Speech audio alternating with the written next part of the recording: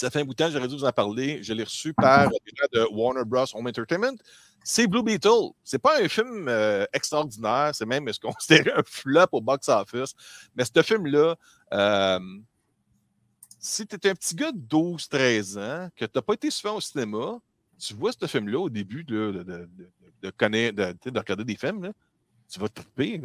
C'est super bien fait. L'histoire est intéressante.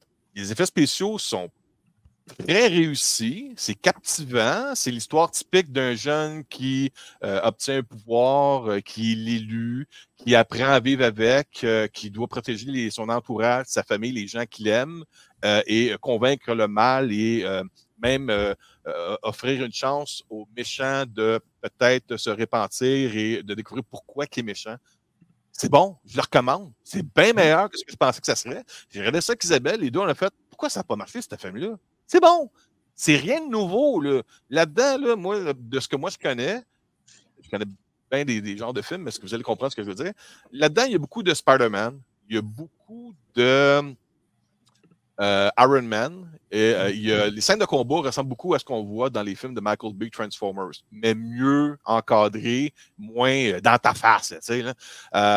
Parce que lorsque la bataille du Blue Beetle contre l'autre genre de Iron Man un peu, c'est très, très similaire quand tu as l'impression de voir Bumblebee se battre contre Megatron à peu près. Là. Fait que dans ce genre-là, c'est bien fait. Là, les effets spéciaux, ça tient, ça n'a pas de l'air de l'animation des années 90 qui ont mal vieilli. Là. C'est très bien fait, c'est très bien coloré, c'est une belle histoire.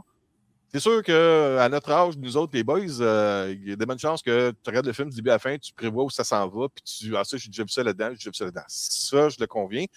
Mais pour un jeune, fille ou garçon, là, j'ai dit garçon tantôt, mais un jeune adolescent qui découvre un peu l'univers des super-héros, du divertissement, cinéma, il va triper. Ça risque d'être un de ses films préférés quand il va grandir. Il ne faut pas se mentir, il y a des gens qui ont été à l'âge parfait pour voir Batman and Robin, puis qu'eux autres, c'est leur meilleur film de Batman. T'sais.